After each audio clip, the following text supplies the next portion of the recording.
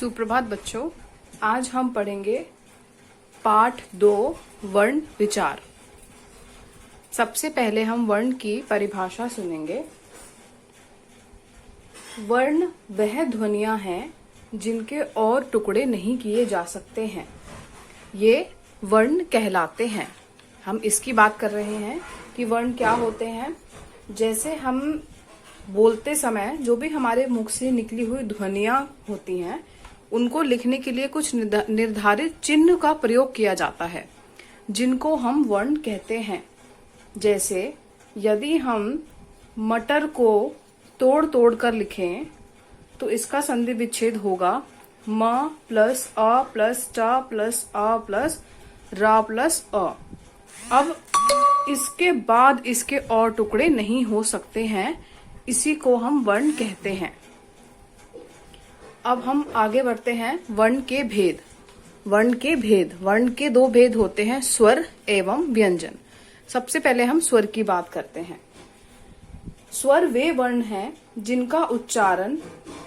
जिनके उच्चारण में किसी अन्य वर्ण की सहायता नहीं लेनी पड़ती। यानी जब हम इन स्वरों का उच्चारण करते हैं तो हमें और किसी स्वर की सहायता लेने की जरूरत नहीं पड़ती। हिंदी वर्णमाला में इनकी संख्या 11 है और इनके उच्चारण में हवा बिना किसी रुकावट के मुंह से बाहर आ जाती है। जैसे अ, आ, ई, उ, ऊ। अब हम बात करते हैं स्वर के भेदों की। स्वर के 3 भेद होते हैं, ह्रस्व, दीर्घ एंड प्लुत स्वर। ह्रस्व स्वर में इसकी जो परिभाषा है, इन्हें मूल स्वर भी कहा जाता है। इनके उच्चारण में सबसे कम समय लगता है और ये संख्या में 4 ही होते हैं। जैसे अ, इ, उ, ऋषि। दूसरा है दीर्घ स्वर। अब हम दीर्घ स्वर की बात करेंगे। इन स्वरों के उच्चारण में ह्रस्व स्वरों की तुलना में दुगुना समय लगता है। यानी जितना हम ह्रस्व स्वर को बोलने में टाइम लगाते हैं, उससे दुगना समय इनमें लगता है। जैसे हम बोलते थे अ, अब हम बोलेंगे बड़ा आ यानी आ, तो अब दुगना समय लग रहा है। अ, आ, ई, उ। तो ये सब क्या है, दीर्घ स्वर कहलाते हैं। अब हम बात करते हैं प्लुत स्वर की। प्लुत स्वर का उच्चारण में ह्रस्व और दीर्घ स्वरों की तुलना में तिगुना समय लगता है। जैसे ओम। ठीक है। अब हम बात करते हैं व्यंजन की। व्यंजन क्या होते हैं? व्यंजन वे वर्ण हैं जो स्वरों की सहायता से बोले जाते हैं। यदि हम क बोल रहे हैं क, तो उसके बाद में हमें अ की जो ध्वनि है वो हमें सुनाई दे रही है। तो यही कारण है कि व्यंजन वे वर्ण हैं जिनका उच्चारण बिना स्वरों की सहायता से नहीं हो सकता। इनकी हिंदी वर्णमाला में इनकी संख्या 33 है। ड और ढ को अतिरिक्त व्यंजन माना गया है। व्यंजन का एक भेद है संयुक्त व्यंजन। जब 2 व्यंजनों का उच्चारण एक साथ होता है, यानी जब दो व्यंजनों का उच्चारण एक साथ होता है और उसी को हम संयुक्त व्यंजन कहते हैं। जैसे क और श को मिला के हमारा बनता है श, जैसे कक्षा, रक्षा। ठीक है। जैसे त और र को मिला के बनता है त्र, जैसे पत्र। ठीक है, मित्र। इसी तरीके से ज्ञा और श्रमिक और विश्राम। जैसे श और रा को मिला के अगर हम इसका एग्जाम्पल दें तो श्रमिक और विश्राम। उसके बाद आते हैं, ये तो हो गए वर्ण के 2 भेद, स्वर एवं व्यंजन। अब कुछ ऐसे भी वर्ण ऐसे होते हैं जो ना तो स्वर होते हैं ना व्यंजन होते हैं, तो उनको हम बोलते हैं अयोग वह। सबसे पहला इसमें है अनुस्वार। इसका उच्चारण करते समय वायु नाक से बाहर निकलती है। इसे हम बिंदु के रूप में लिखते हैं। जैसे इसका अगर हम उदाहरण दें तो हंस, रंग, अंक। तो जो बिंदी का प्रयोग किया जाता है उसको हम अनुस्वार कहते हैं और वह अयोगवाह का एक भेद है। फिर आता है अनुनासिक। अनुनासिक अनुनासिक में चंद्र बिंदु का प्रयोग होता है। इसका उच्चारण करते समय वायु नाक और मुंह दोनों से बाहर निकलती है। इसे चंद्र बिंदु के रूप में लिखा जाता है। इसके उदाहरण हैं दांत, आंख, चांद, आंधी, सांप, ये इसके उदाहरण हैं। फिर हम बात करते हैं विसर्ग की। विसर्ग, इसको हम इन बिंदी की तरह लिखते हैं। इसकी ध्वनि को विसर्ग कहा जाता है। इसका उच्चारण ह की तरह होता है, जैसे प्रातः, अतः, ये इसके उदाहरण हैं। अब हम बात करते हैं इसके एक और भेद की, जिसे हम हलंत कहते हैं। हलंत, हलंत का जो चिन्ह है वो इस प्रकार होता है। यदि व्यंजन में स्वर नहीं मिलता, यदि व्यंजन में स्वर नहीं है, यानी अगर हम क लिख रहे हैं और क को हम तोड़कर क प्लस अ लिख रहे हैं, तो अब जो क है उसमें, जैसे यदि हम क को तोड़ते हैं तो क प्लस अ, इसका संधि विच्छेद होगा और यहाँ पर हम हलंत का प्रयोग करेंगे, जो हम क से ऐसे इस प्रकार लगाते हैं। इसी को हम हलंत कहते हैं। जब हम व्यंजन को स्वर से अलग करते हैं, इसका मतलब यदि व्यंजन में स्वर नहीं मिला है, इसमें अब स्वर नहीं मिला है, ये केवल एक व्यंजन है, तो उसके नीचे एक तिरछी रेखा लगा दी जाती है, जिसे हम हलंत कहते हैं। हलंत लगे व्यंजन का प्रयोग आधे व्यंजन के रूप में किया जाता है। यानी यदि आपके सामने क पर हलंत लगा है तो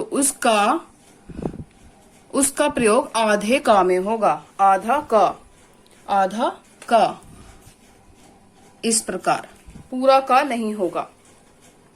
फिर हम बात करते हैं आगत ध्वनि। आगत ध्वनि अंग्रेजी भाषा के अ का प्रयोग अब हिंदी में होने लगा है, जैसे कॉफी, कॉपी, बॉल, डॉक्टर, ये सब जो ध्वनियां हैं इनको हम आगत ध्वनि कहते हैं। आगत, इसका जो चिन्ह है वो इस प्रकार होता है। अब हम बात करते हैं संयुक्ताक्षर और द्वित्व व्यंजन की। इसका एक उदाहरण है त, आधा त, यानी ता पर हलंत प्लस य, ता पर हलंत यानी प्लस य। ता पर हलंत लगाने पर त आधा हो जाएगा और य पूरा का पूरा रहेगा, तो इसका जो मिश्रण होगा वो ये बनेगा। इसका उदाहरण है त्याग। यदि हम च और च और छ को मिलाएंगे तो हमारा उत्तर इसका मिश्रण होगा इस प्रकार। इसके उदाहरण है अच्छा, स्वच्छ। इसके उदाहरण है त्याग, सत्यवादी। इसी प्रकार यदि हम पा और या को भी मिक्स करें तो इसका उदाहरण होगा प्यारा अथवा प्यासा। अब हम बात करते हैं द्वित्व व्यंजन की। द्वित्व व्यंजन में जब दो समान व्यंजनों का प्रयोग एक साथ किया जाता है, दो समान यानी ये भी चा है और ये भी चा है, जब दो समान व्यंजनों का प्रयोग एक साथ किया जाए तो उसको हम द्वित्व व्यंजन कहते हैं। ये हमारा हलंत लगाने के बाद आधा चा कहलाता है और ये पूरा चा है। यदि हम इसको यहाँ पर लिखेंगे तो आधा चा प्लस चा, पूरा चा। इसका उदाहरण होगा सच्चा, बच्चा। यदि हम त को इस प्रकार लिखें, यहाँ पर ता और यहाँ पर भी ता, तो हो जाएगा गत्ता, सत्ता। तो इस प्रकार के उदाहरण द्वित्व व्यंजन के लिए किए जाते हैं। तो संयुक्ताक्षर और द्वित्व व्यंजन के उदाहरण हमने पढ़े। अब हम आगे पढ़ेंगे मात्रा। अब यदि हम मात्रा की बात करें, जब स्वरों का प्रयोग व्यंजनों के साथ किया जाता है तो उनका रूप बदल जाता है। इसी बदले हुए रूप को हम मात्रा कहते हैं। जैसे यदि स्वर है अ और छोटी ई, तो इनका जो मात्रा स्वरूप होगा वो होगा इस प्रकार। इसी तरीके से सभी स्वरों के अपने अपने मात्रा के रूप में प्रयोग होते हैं, रूप होते हैं। इनका उदाहरण है राम, यानी यदि हमें राम लिखना है तो हम इस प्रकार राम नहीं लिखते हैं, इस प्रकार राम नहीं लिखते हैं। ऐसे ही यदि हमें की लिखना है और छोटी की मात्रा का प्रयोग करना है तो हम इस तरीके से की नहीं लिखेंगे, हम इनकी मात्रा का प्रयोग करते हैं, जो मात्रा इस प्रकार है। अ की मात्रा का कोई रूप नहीं होता है, अ स्वर की कोई मात्रा नहीं होती है, ये सभी बच्चे ध्यान रखें। अब हम बात करते हैं र की मात्रा की। र की मात्रा का काफी सारा स्वरूप होता है, वो काफी भिन्न रूप में प्रयोग होती है। सबसे पहले हम बात करते हैं ऊपर लगने वाली मात्रा का स्वरूप, यानी कि ये जब र स्वर रहित होता है, जब र स्वर रहित होता है तब वह आगे आने वाले वर्ण के ऊपर मात्रा के रूप में प्रयोग होता है। जैसे हम इसका रूप यह होता है और इसके कुछ उदाहरण यह हैं कर्म एवं कर्ण। अब कर्ण को यदि हम वर्ण विच्छेद करेंगे तो क प्लस र प्लस ण, तो क के आगे रा आया, इसलिए ये मात्रा व्यंजन के आगे आके उसके प्रयोग में हुई। फिर आता है वर्ण के नीचे की मात्रा के रूप में, वर्ण के नीचे की मात्रा के रूप में, ये ऊपर थी ये नीचे है। जब किसी स्वर रहित व्यंजन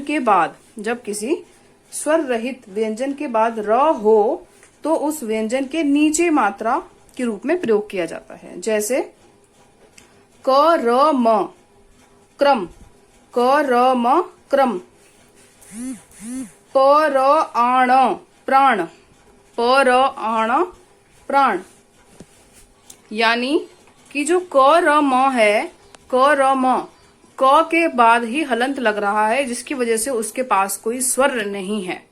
जैसे मैं आपको भी बताती हूँ, हमने अभी पीछे सीखा था कि जिसके नीचे हलंत लगता है वह स्वर रहित व्यंजन होता है, यानी इसका जो प्रकार होगा वो आधा क के प्रयोग में भी यूज हो सकता है। तो क्योंकि इसके साथ कोई व्यंजन नहीं है और इनके साथ व्यंजन है, तो इसके नीचे की जो मात्रा है वो रा की इस प्रकार प्रयोग की जाएगी। अब हम बात करते हैं इस मात्रा की, र की किस प्रकार की मात्रा की। गोल घुंडी वाले व्यंजन, गोल यानी सर्कल, गोल गोल कर्व वाले, गोल घुंडी वाले व्यंजन स्वर के बिना हलंत लगाकर लिखे जाते हैं। यानी जो गोल वाले व्यंजन होते हैं वो स्वरों के बिना हलंत लगाकर लिखे जाते हैं। जैसे ट और ड, जैसे ट ड, इसको हलंत लगा के लिखते हैं, ठीक है। इनमें र की मात्रा हलंत के साथ लगती है, यानी इनमें र की मात्रा हलंत के साथ लगती है, यानी एक हलंत है और एक र की मात्रा है, तो इनकी मात्रा किस प्रकार हो गई, इस प्रकार हो गई। अब हम बात करते हैं री की मात्रा की। इसकी मात्रा का प्रयोग होता है कृपा, गृह, इस प्रकार।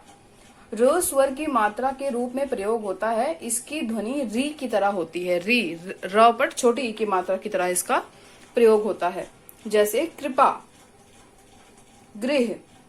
अब हम बात करते हैं रा पर ऊ की मात्रा। जब छोटे ऊ की मात्रा का प्रयोग होता है तो मात्रा रा से बिल्कुल सट कर लगती है, बिल्कुल सट कर, जैसे रुपया। और यदि बड़े ऊ का प्रयोग होता है, यदि हम रा पर बड़े ऊ की मात्रा का प्रयोग करते हैं तो रा पर अलग से इस प्रकार गोल मात्रा लगती है। यदि हम छोटे ऊ का प्रयोग करते हैं तो रा से सटकर मात्रा लगती है। तो ये थी सारी र की मात्रा जो हमने पढ़ी। अब हम बात करते हैं संधि विच्छेद की। संधि विच्छेद, स्वरों तथा व्यंजनों के आधार पर शब्दों को अलग अलग करके लिखना ही वर्ण विच्छेद कहलाता है। जैसे हम एक उदाहरण लेते हैं मटर। मटर को यदि हम अलग अलग लिखेंगे तो हम म प्लस अ प्लस ट प्लस अ प्लस र प्लस अ करके लिखेंगे।